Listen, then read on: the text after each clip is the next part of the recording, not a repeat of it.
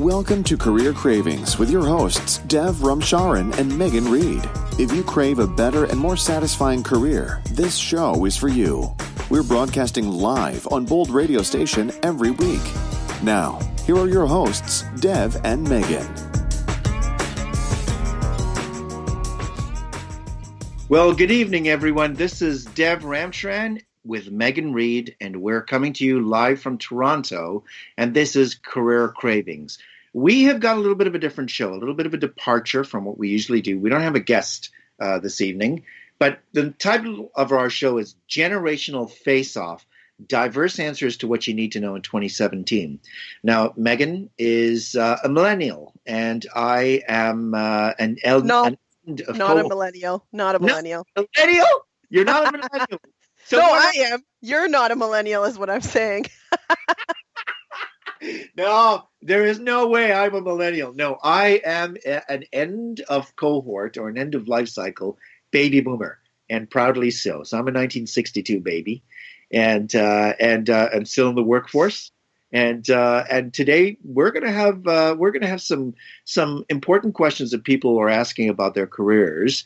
And Megan and I, from our different generational perspectives, are going to talk about what the answers for those questions would be for us. Sometimes we're going to agree, sometimes we're going to disagree, sometimes we're going to vigorously disagree. So we hope you enjoy this conversation.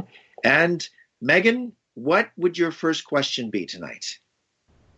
Well, we've had a number of questions come in through the show, and obviously you and I, in the professions that we have, also get a lot of questions that kind of come up over and over again with our clients. So I think it's important to kind of delve into the questions we've had from our listeners and from our clients. And so really, I think it's going to be a fun show going head to head with you, Dev, with maybe some of our different opinions.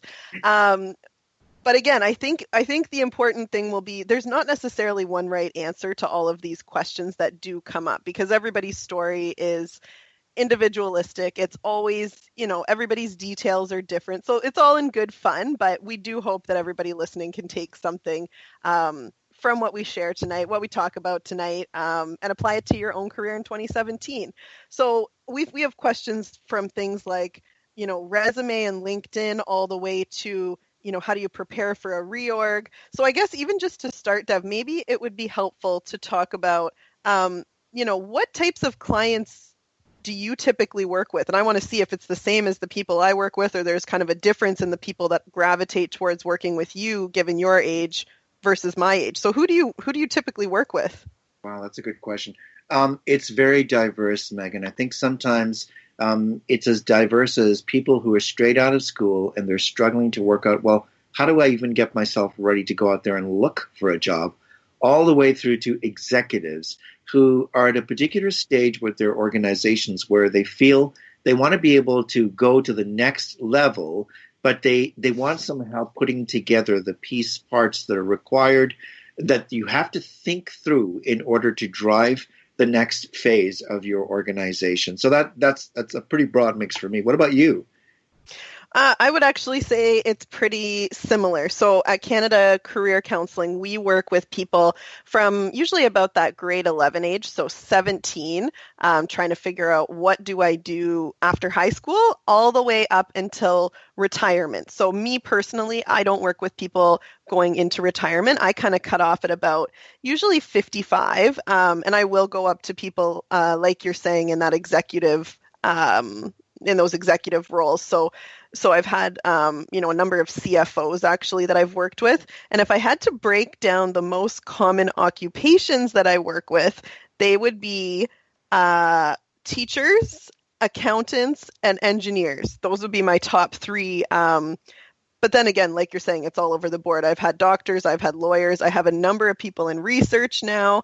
And I really like working with people in there, interestingly, that are older than me. I'd say, in their 40s, but, in their 30s too. I enjoy probably that demographic the most. Mm-hmm, mm-hmm. And when these clients come to you, Megan, are there some particular themes that they tend to come with to you, the teachers, the accountants, and the engineers?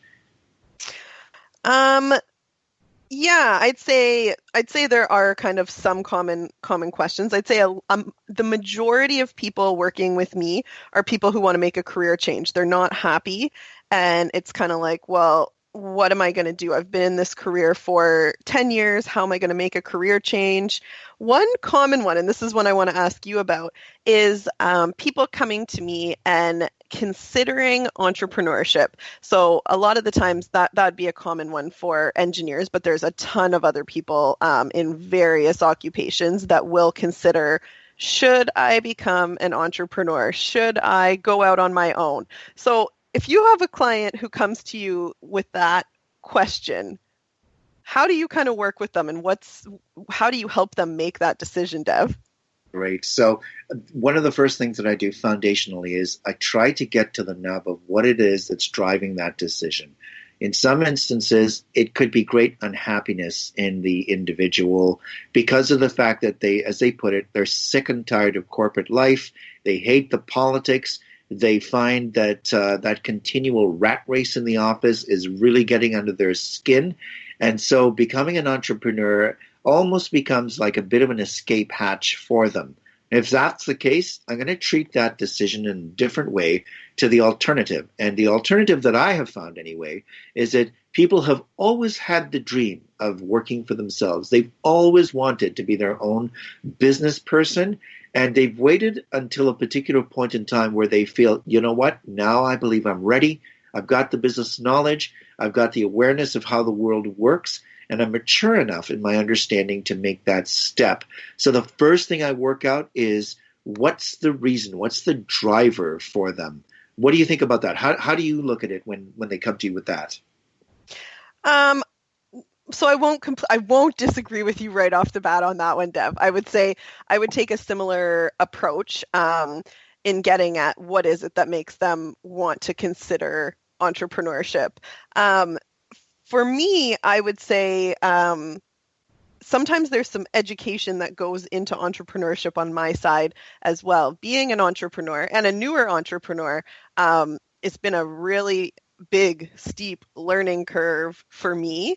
And so that's one thing, if I've worked through a little bit, I'm not going to start off in my first session with someone, but after we've kind of gone down the path of assessing, would entrepreneurship be a good idea? What would that look like? There's a bit of education maybe around all of the realities of being an entrepreneur. So that would be one place that I would take someone. I don't know what else. Okay, so for me, the next step then becomes, once I've kind of worked out what's driving it, because if it's unhappiness, I want to really explore the unhappiness that they were experiencing in the workplace and corporate life, because my concern would be to be able to just be able to discern, are they likely to carry with them into the entrepreneurial effort some of the negative aspects of what may have been driving their unhappiness that is tied to them. It might be a behavioral issue.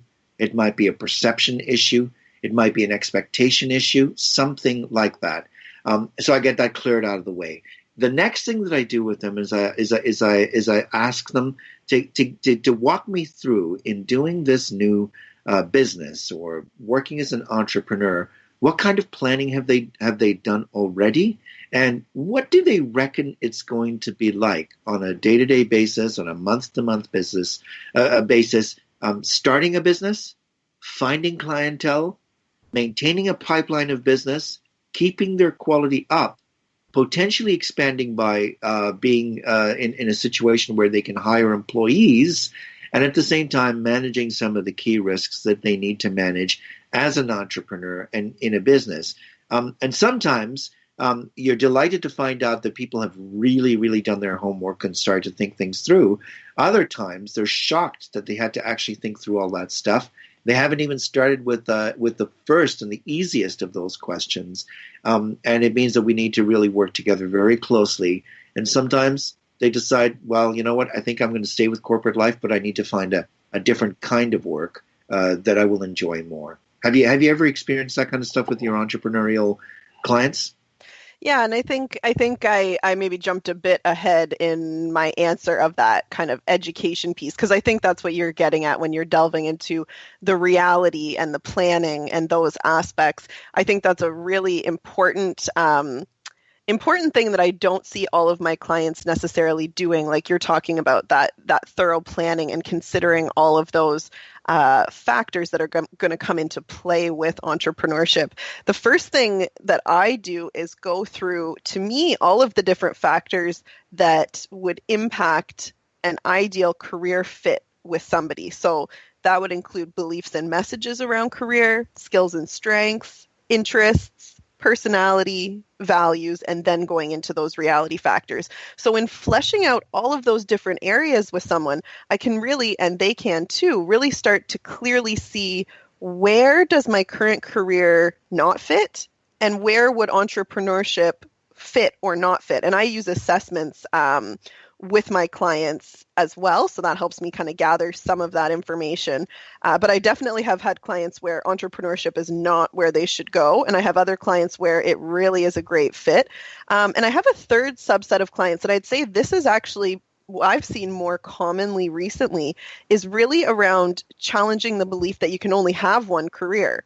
And you can actually have a dual career track or a triple career track. And so I do have clients who they're going to find a new career a new job doing the similar career they're doing if that position is a really poor fit, but they're going to build up the entrepreneurial piece on the side. And if they can get that to a certain benchmark or a certain goal financially, then they're going to put all their eggs in one basket, switch over and really build out that entrepreneurship into a full-time situation. But a lot of the time it doesn't start that way. So I think that's something that I would say, just considering if you want to go entrepreneurial, could it be something that you pair alongside a day job or a secondary source of income?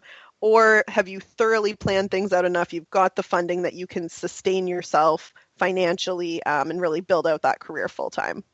Why do you think some people are saying today that millennials make better entrepreneurs than other generations? That is a good question. And I would say, I wouldn't necessarily say millennials are better entrepreneurs. I would say that we are definitely adaptable and flexible. We assume there's going to be changes and there's going to be risk in our career. Things aren't as stable as they were at one point, maybe earlier in your career, old man. But I would say another factor, or I guess maybe why more millennials are going entrepreneurial, is because they really want to find meaning in the work that they do. And one of the easiest ways to do that is find something that you're passionate about and build out your own business. So I think that's why. I don't know. What do you think, Dev? Do you think they really have the guts and being able to stick with it to actually see through that early difficult stage, hang in the saddle so that they can build a business that actually works? Well, I think the evidence is out there. There's lots of millennials that have done that and are continuing to do that. So I think it's all by an individual basis. I would say, they have some guts and they don't always, like me, know all the answers. So I think a big factor is, do you have that support system? Do you have a mentor? Do you have some guidance of someone who's maybe been through it before or who you can lean on for support? Those factors come into play. So if you're just starting out on your own and you're going to go gung-ho with it and you don't have any of that guidance, I don't think it's going to work, whether you're a millennial or not. Excellent. So you've just come up with an answer for one of the key questions people are asking today.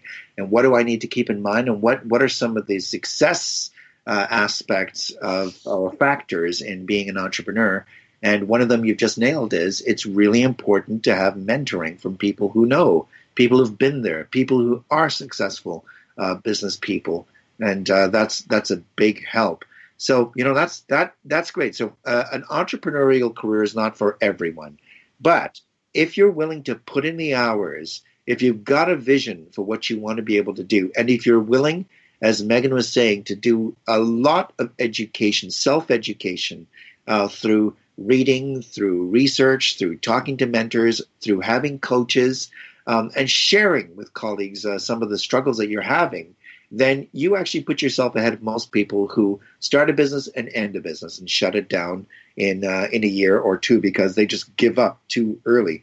So I agree with you. I've seen some millennials who it's just as if I'm looking at baby boomers my age again when I was in my 20s, and it's unbelievable because their attitude is not what many of the stereotypes. So yes, I have seen some that are spoilt and entitled and want everything now and want an award just because they showed up, and they want to get a bonus because they showed up another time.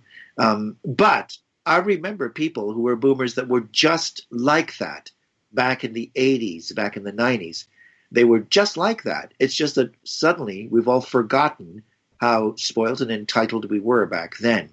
So yes, one of the dangers we had to address was the fact that we were a massive cohort of competing young people coming into the workplace. When I started at a telephone company called Rogers Cantel back in the 80s, the average age of the staff was about 25. Can you imagine? It was about 20. That means you had a flood of people coming in straight out of school. Today, it isn't that way. I think millennials are finding themselves competing with people my age and Gen X people who have been there a long, long time. It makes their job a lot harder, but I've seen some incredibly hardworking, dedicated, and really, really wonderful young people coming into the workforce. Anyway, that's been my particular experience, even as I've seen them hit with and graciously handle the stupid stereotypes that are out there. So I think you kind of knocked your own generation in there too. I didn't even have to do it, Dev, but you hit on a good point. That is, it doesn't always, generation is just one factor that comes into play in a person.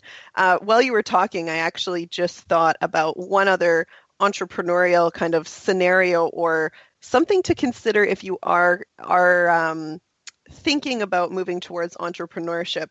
And that would even be the style of entrepreneurship that you're considering. And so this came up with someone that I've worked with, and it was around a partnership.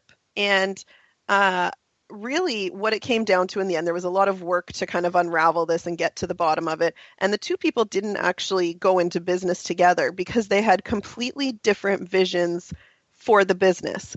One of the partners really just wanted to grow a sustainable business that these two people could work in and support themselves financially and have lots of freedom. And that was really it. Whereas the other partner really had a much bigger vision, wanting to grow a team and have lots of employees and expand things out over time. And so that was something, it was hard for them to really, they wanted to work together, but digging down and getting clear about what they each valued and what they each really wanted out of the company that they thought they wanted to build together was really important as well. And that's coming from a pair of millennials. Wow. And it's a good thing they discovered it in advance, Megan, because that conflict would have emerged anyway at some point in time.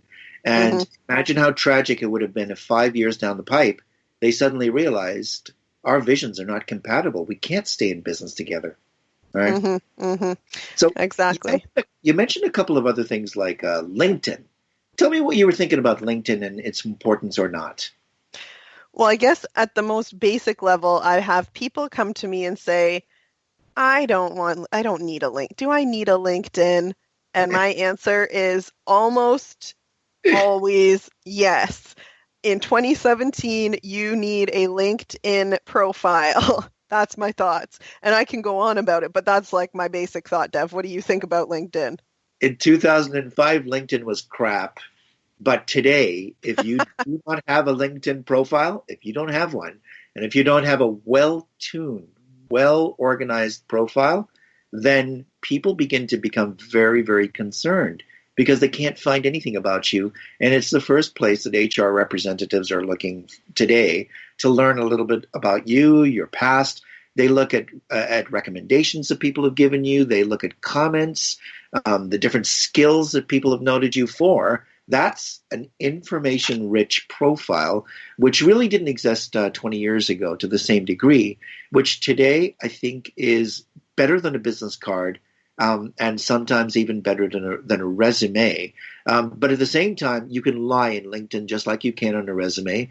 You can do the cotton candy thing where you take minimalist experience or qualification and whip it up so it looks really big and fat on that stick like cotton candy does, until they start putting their hands in it and realize there's nothing there. So I think it's important. It's really important today so that your name is out there and people can truly get a sense of who you are. But at the same time, you've got to make sure you are truthful on LinkedIn as you are on your resume. What do you think? I don't disagree with you again, and I'm really looking for places where I can disagree with you, Dev, based on your generation. But you're right. You're right. Pardon? My ignorant old people generation, and all of our caustic rebelliousness still in us. Well, your generation was the generation when I was maybe in my late teens, and cell phones. Not everybody had cell phones yet. My parents had like a Motorola that they kept in the vehicle. And then it got to a point where if someone doesn't have, a cell phone, not current, well, today, definitely I'm thinking this way, but back a number of years ago, what do you mean you don't have a cell phone? Everybody has a cell phone.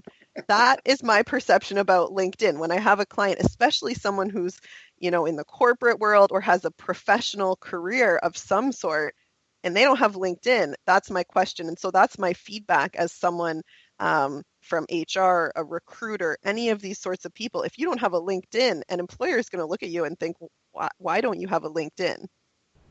So that's my thoughts there. Are there any good tips or any, I guess, mistakes or things that you see on people's LinkedIns that you want them to update? Yeah, I think a few of the things that I would recommend are as follows. Make sure you don't look like some kind of farm animal in your picture on LinkedIn. Don't have shades on, or be looking very, very sort of like as if you've just had too much to drink, because there are some people's LinkedIn profile pictures which I just wonder, what were they thinking when they put that picture there? You need to think about the audience for that profile. If it's a professional audience, then look like a professional. And it doesn't cost a lot to get a nice studio done picture of yourself. You don't have to show a picture of yourself with sunglasses on in Vegas. That's not going to be good for your profile, I don't think. So that's one thing that I would do. The other thing is to make sure that the language is really professional, and be succinct. I mean, you may have many years of experience, and you can still be nice and crisp in what you're talking about in your profile. Be careful about saying things like, attended this and participated in that. People don't care about what you attended or what you participated in. What they want to see is, what did you generate in the way of results? What did you actually run or manage or develop? Did you put in a process? Did you put in something that was innovative that led to better results for the organization? Or could you do a measurable a metric, a statistic? Say something like, for instance, increased sales by 17% quarter over quarter for the last few years, or whatever the case may be. And be specific like that, because then they know that they can count on you to deliver a specific result, as opposed to being a generalist sitting in the organization without actually delivering a result. But what do you think about that, Megan? Okay, so I have a couple thoughts based on what you said. So part of it goes to LinkedIn and part of it almost skews over to the resume side of things. But with LinkedIn, yes, I agree with you in terms of a picture, but I don't even think you need to necessarily go out and get professional headshots. There are people that, they don't have the money to go get professional headshots, or they don't see the value of it. And to me, you can take a perfectly decent professional headshot.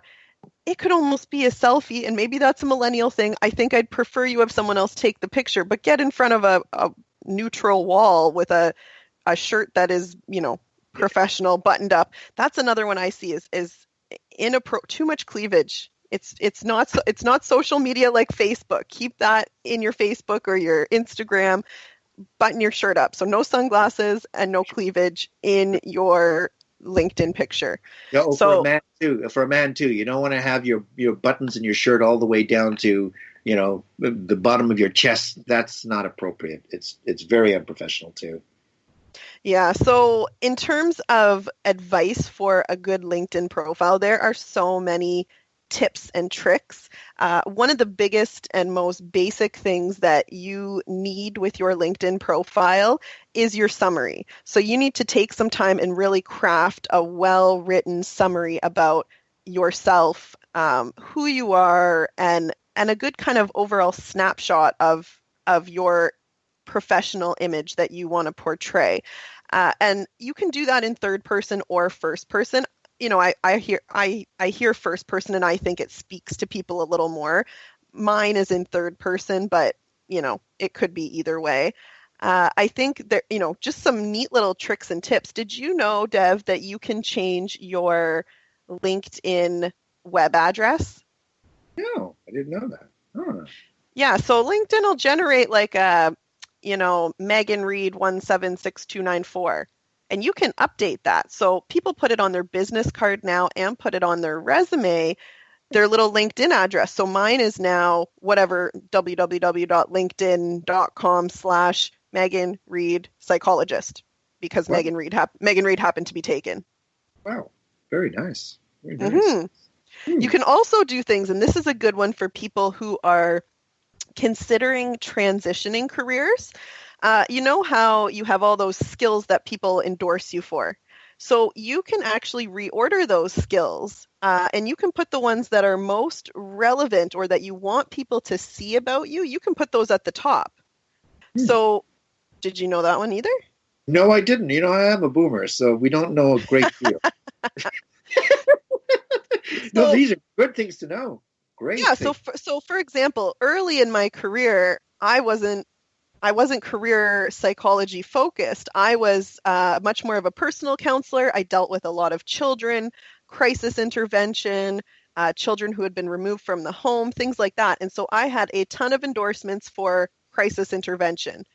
And now with my career in the place it is, of course, that's a skill I have, but that's not what I need people to see when they're looking at my LinkedIn profile. First, I want them to see all my career development, leadership, those sorts of experiences. So I just flip them around. Beautiful, beautiful. I love what you said about the summary, by the way. And as it is with resumes, sometimes that's all people look at and make a quick judgment, and then they decide, are they going to read the rest of the profile?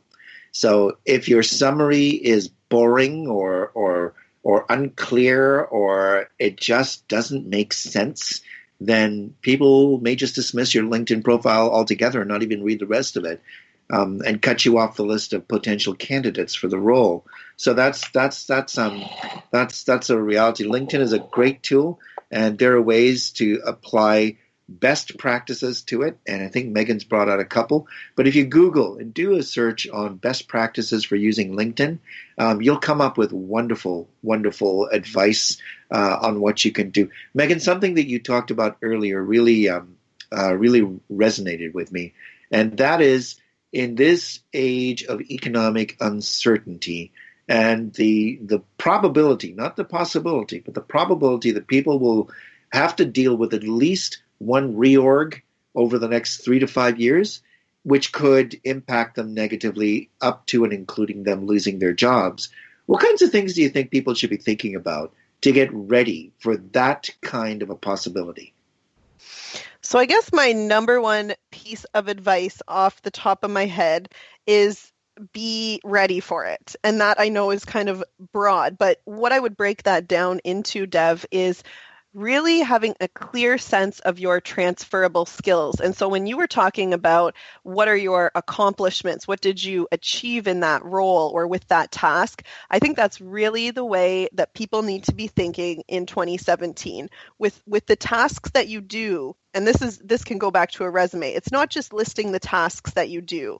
And in a reorg, the tasks that you did aren't what's important. It's the skills that you have and what you accomplished. And so that's a big piece that I think some people do really well and some people really miss the mark on, and they're not prepared when that reorg comes into play. And so whether you're being shifted within the company internally or you're being laid off, I think it's really important to have those transferable skills in a clear list, whether that's in your head or written down, and what you've accomplished. And so that does mean keeping an up-to-date LinkedIn profile and an up-to-date resume, usually at least on a yearly basis. You could even think every 6 months or project-based if you're someone who works by project. What did you accomplish in that project? So I have some people who have difficulty with this. The first thing that I would always start them out with is listing the tasks.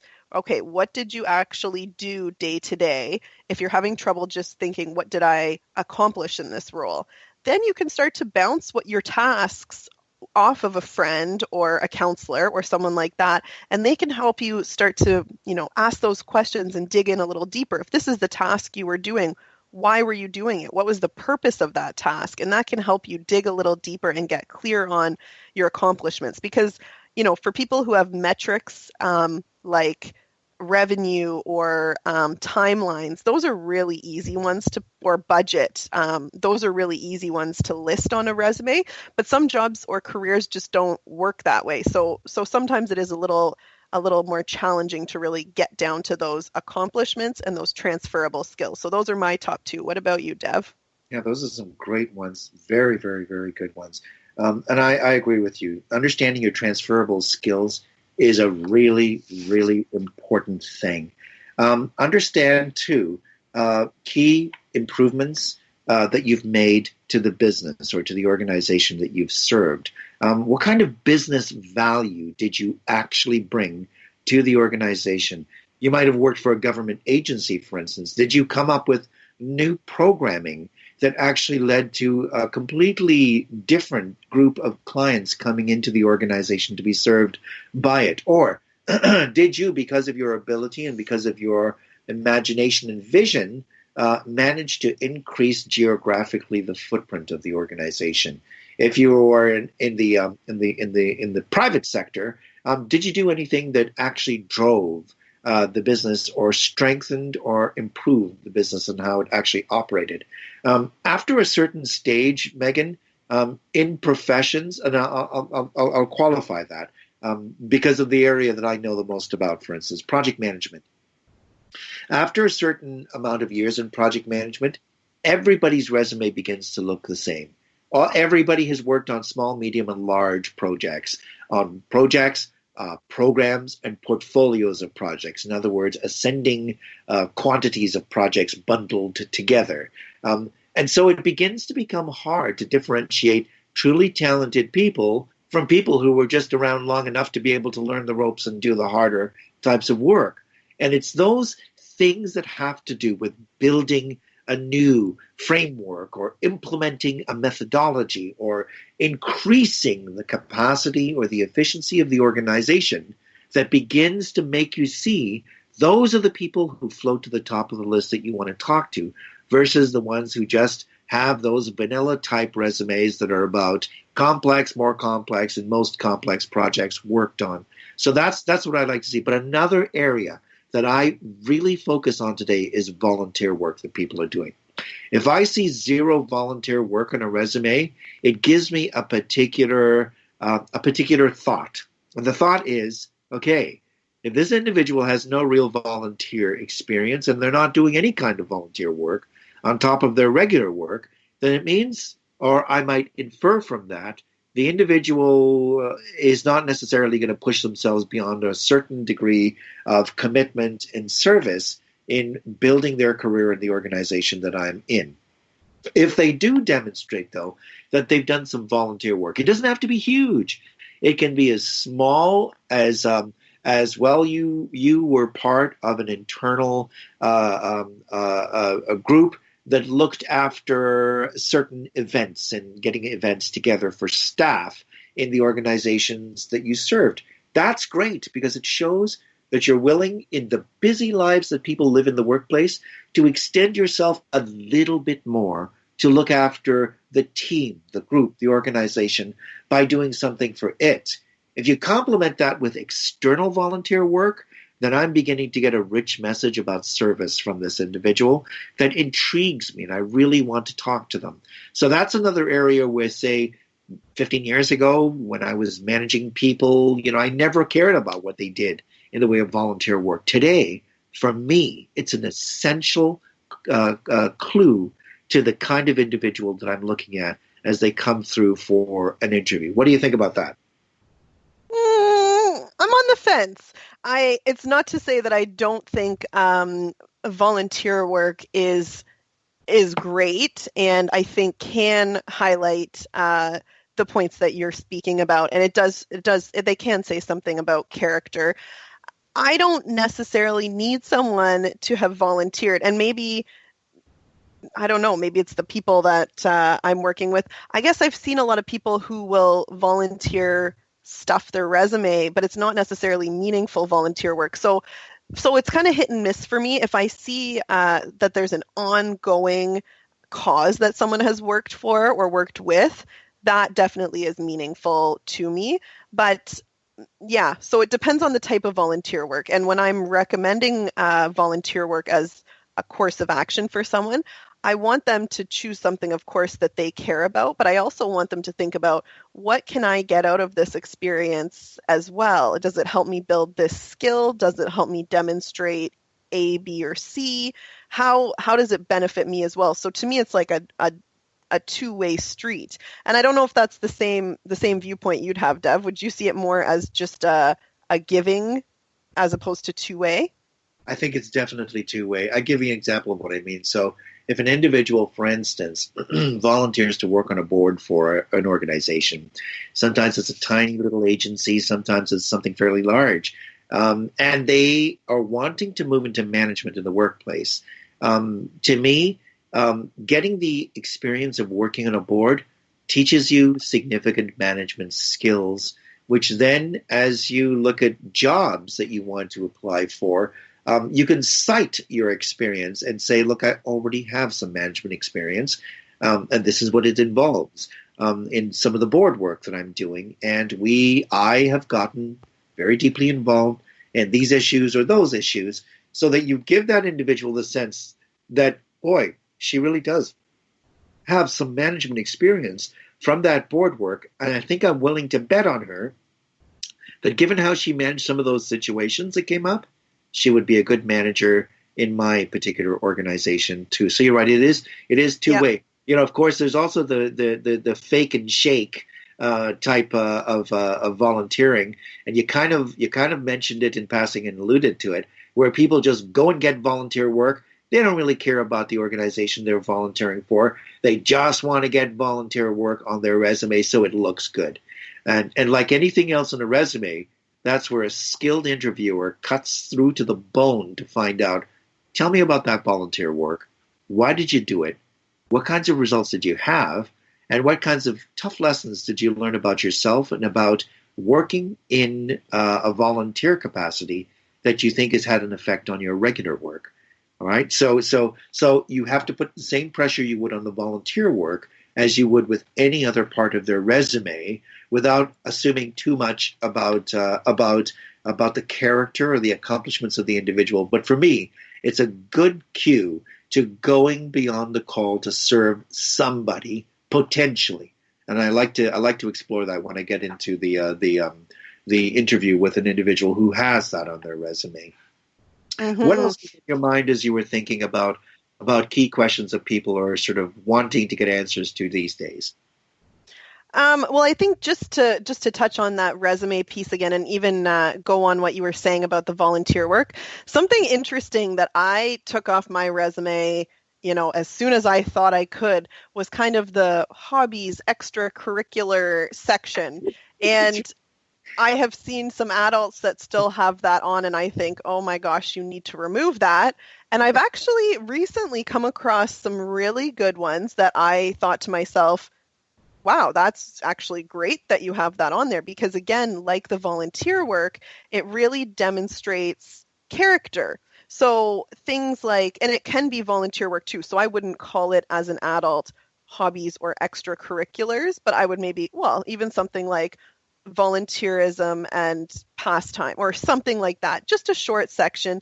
And that could include volunteer work. But, I had somebody who was getting a pilot's license. Well, what does that demonstrate? That dedication, going outside the box, spending your own personal time to achieve a goal, things like that, where I thought that was a great one to have there.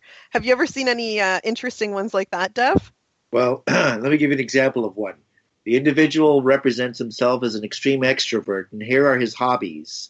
His hobbies are traveling to remote regions of the world by himself, playing particular kinds of video games that involve him doing things by himself, as well as some other things that related to him doing things completely by himself. So it was funny because he claimed to be an extrovert, but he couldn't really look us in the eye as an interview panel, and he's too shy. But which is nothing wrong with that. There's nothing wrong with introversion versus extroversion.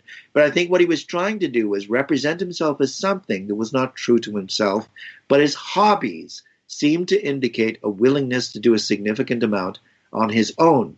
Well, as it turned out, the job that he got was perfectly suited to him. We did hire him for the role, but there was that mismatch, that disconnect in the resume itself, which meant we had to kind of let go of the fact that an aspect of what he wanted to represent himself as was more because he felt that's what we wanted to see. But when he learned that's not what we need for this job, then he relaxed and we learned more about him.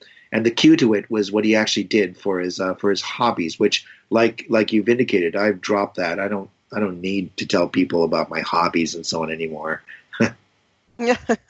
But actually you lead up to a good one that we haven't touched on yet, which is interviewing. So I do see a number of people, and I have an advisor that will specifically work with people who are worried or nervous about interviews. And so even without the nervous part, my number one piece of advice around interviews is that if a company is interviewing you, of course you want to demonstrate that you have the skills and strengths and ability to be really great at that career. However, the interview goes two ways. And again, you need to interview the organization and see, is it actually a good fit for me? So of course there are exceptions. If you're someone who at the end of the day just needs a paycheck and you're in a desperate situation, okay, maybe you're going to take the job. But if you have the ability to, go a couple more weeks, or you are still working, but you're looking for that better opportunity, don't just jump on something because you feel like they're giving me the job, so of course I have to take it. That's the number one mistake I see people make. And they need to think deeply and critically about what were the issues in your past role? Why are you looking for a new role? And how does it need to be better suited, a better fit for you than what you were previously in or the previous experience across the years that you've had? What are you looking for? And that's what you need to dig in with. So that could be things about what style of leadership do you have? Who are you reporting to, and what is their style of leadership? It could be something like, even an easy question like, what would a typical day look like for me? Because sometimes people have someone who's micromanaging them and their day is so rigidly structured and they hate it. Other times there's no structure and it's too loosey-goosey and that stresses them out. So it's, what were the issues and what do you need to find out about this role to know it's a good fit for you? So that's, I guess, my biggest piece of advice around interviews. But do you have people that ever come to you who are stressed out about interviews or have specific questions around interviews, Dev? Well, it's the number one stress of them all, for sure, for absolutely sure. But, Megan, when you said just now that the interview is a two-way process, that is stellar advice to give to people. I've found you win the job not based on the answers to the questions that they ask you. You win the job based on the questions you ask them, because the questions you ask them demonstrate your insights, the way your mind works, what's most important to you, and how they reckon you're going to be thinking things through when you get into the workplace. And one of the questions that I encourage my clients to ask is something along the lines of, look, what is the business problem that this role needs to solve immediately when I come into it? And so what that then begins to do is bring out the headaches, the turmoils, and some of the struggles that are going on in the organization. You'd be surprised how frank interviewers will be with you about what's really going on in the company when you ask them a question like that. And then when they've answered that question, they've begun to really share with you about the kinds of things that are going on in the organization, and ask them, how can I make the role that you or that my manager actually performs actually succeed in meeting its objectives this year by doing the work? And they'll tell you that too. And then it's amazing because when people who are the actual interviewers get the chance to speak more, they come away with the perception they enjoyed that interview more. And so as a consequence, they've got sort of a feeling about you where they enjoyed talking to you because you asked them to share with you their thoughts and what was on their mind. Isn't that an interesting thing? It is, and I don't know why people get so nervous or stressed out about asking those questions, because I actually agree with you on a number of points, and I hadn't actually thought through, talking more myself, or not myself, but as an interviewer might make me feel like I enjoyed that interview and therefore that person is a better candidate. I didn't think about it like that, but it's just for me trying to help people clarify what questions to ask, and that, yes, you should be asking questions. You should have questions before you even go into that interview, and you should be listening along the way for things that you might need to ask about once you get there. Yeah, when you ask them those questions, remember, we always assume panelists are like all-powerful groups of people full of wisdom. It's in our gut. We know that's illogical, but that's how we go in there thinking about a panel. Well, they may not have thought through exactly what they want this role to do. They've thought through what this role is, but not necessarily the impact the role should have on the organization and its results. So when you ask them a question like that, that's new thinking for them. They hadn't thought of it that way. And so they really get interested as they talk to you and say, well, we've really struggled with the fact that some of our teams are pushing back on the things that we're trying to implement, and they say that what we're doing isn't working for them. And they can be pretty resentful and at the same time bypass the way things need to be done because they feel it's too hard or difficult, or because they can get away with it. And so that then gives you, as an interviewee, the chance to draw on your experience as to how you might help them to be able to get past that particular constraint. And it may be something as simple as, the first thing that I would do in this role is go and interview all the people that are impacted by it to find out, what do you expect of this role? And if it was doing what it should do, how can it help you to be successful?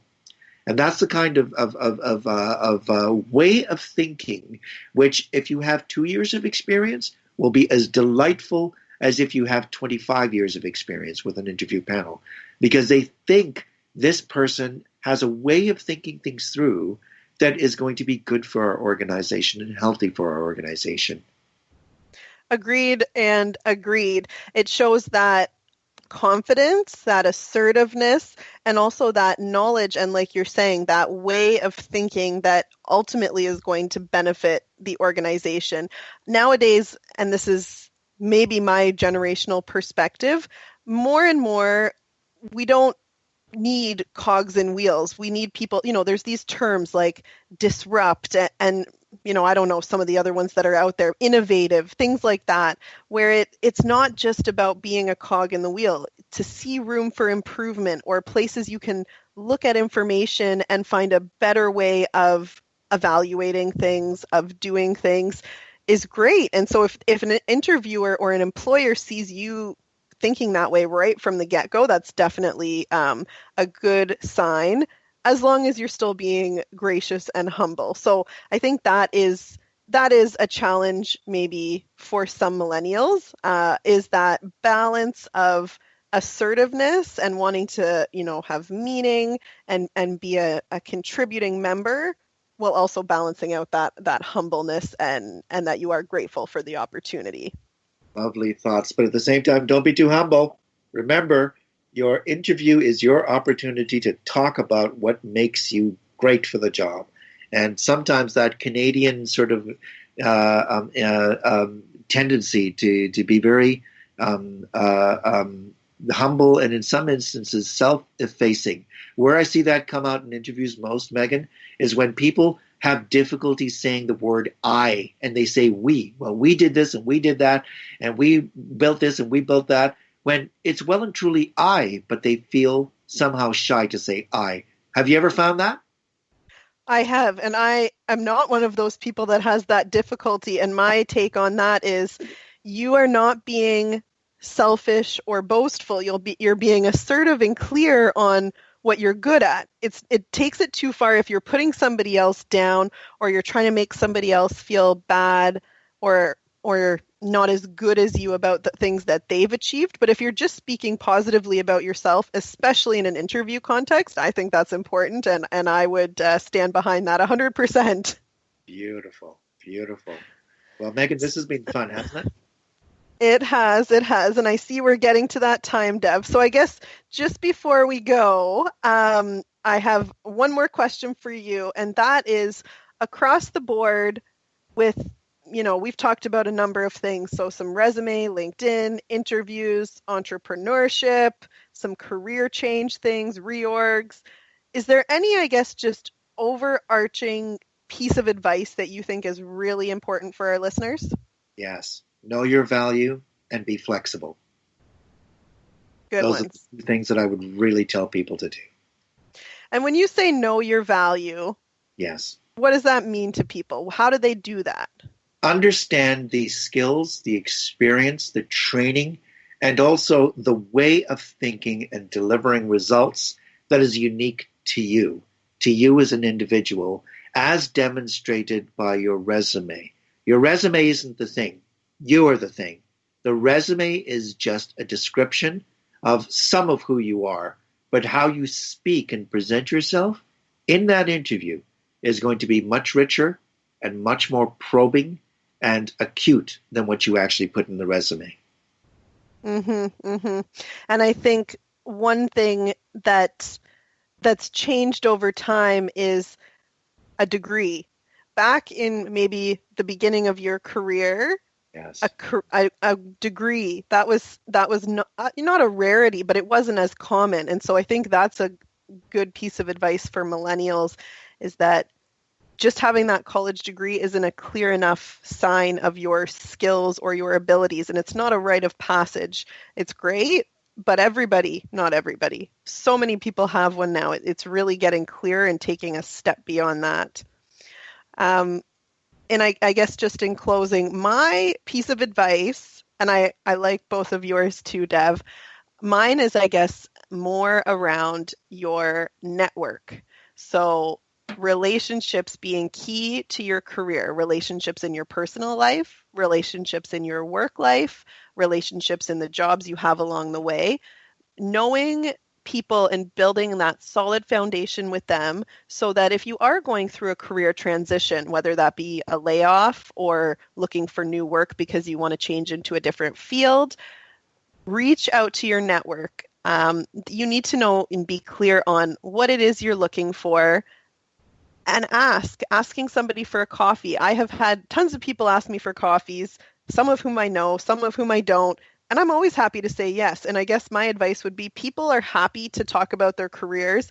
People like to know things, like to be in the know, like to help. And so if they know a position that has opened up or they know someone who works at that company, that is an asset. So I have clients who are sometimes feeling uncomfortable about asking other people for help or feeling like, oh, I'm asking someone for a job. And to me, I would say work on that fear. What are you worried about?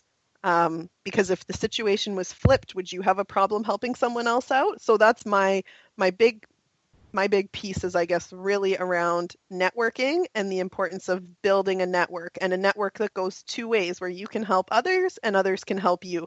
And that's a real value add, because at the end of the day, a resume and a LinkedIn are great, but they're not going to take you all the way. And I know I've said this on the show before, but in Canada at least, only 25% of positions are posted external to the company these days. And so you are going to find work opportunities, and especially even going back, Dev, to what you said, where certain people's resumes all start to look the same after a point in time. It's that personal connection that's going to take you the step further. What do you think about that? Great point. Adopt a baby boomer in the workplace if you're a millennial. I know it'll make Megan laugh, but I'll tell you what I mean by that. Baby boomers are going to be grizzled. They're going to watch you cockeyed. They're going to put you through your paces. They're going to think, okay, kid, you think you've got this? Let me see what you've got. But as soon as they see hard work, as soon as they see dedication, they will throw their arms around you to help you every step of the way. I've seen it over and over and over and over again. You just need to pull through that early stage where they put you to the test to see whether or not you line up with a stereotype in their head. When they find out you don't, they're all over helping you. And you know why? You're the age of their kids. And they're doing that with their kids. So when they look at you, they see someone who reminds them of the young people they're trying to help at home, and they will do that for you in the workplace. I know that's the weirdest advice you've gotten in this hour, but it's something that I've seen has been absolutely an observation of value over the last few years. And I know because I've done that myself with young people. I haven't shaken them up and waited to see what they've got, but as soon as a young person reaches out to me, I'm having a coffee with them to find out where they're headed, what they're thinking about, what their current struggles are, and maybe a couple of things to keep in mind as you try to move forward. Great. Well, I think that is good advice, and I think we talked about a lot of useful things. I hope our listeners tonight got some value out of our conversation, Dev. I guess the only thing I'm disappointed about is that we didn't really get into any huge disagreements. I really wanted to find some points where I disagreed with you, but I didn't. It's so sad, isn't it? But I guess it goes to show, and I've heard this, and I do believe there's a bit of a millennial myth, that at the end of the day, our difference in experience, our difference in years of experience, at the end of the day, we give fairly similar advice for most of these issues that we've talked about. It's true. Which means that the advice is based on logic, common sense, reason, and observable reality in the working world, in the careers that people are managing today. Well, with that, Dev, we better let our guests go or our listeners go for the evening. But before we do you know who we've got on the show next week? Let's see now. Would it be a person who's related to you at all? It might be another bit of an advice show. Yes. So my mom is going to be on the show, and she's going to chat with us about raising successful millennials. And so I think that'll be another interesting episode, another advice-based episode. Again, we have a guest, and she by no means would say she's an expert. I think she is because she's my mom, but I'm excited about next week. That's great. I'm looking forward to that too. All right. Well, with that, have a good night, everyone, and be sure to tune in next week.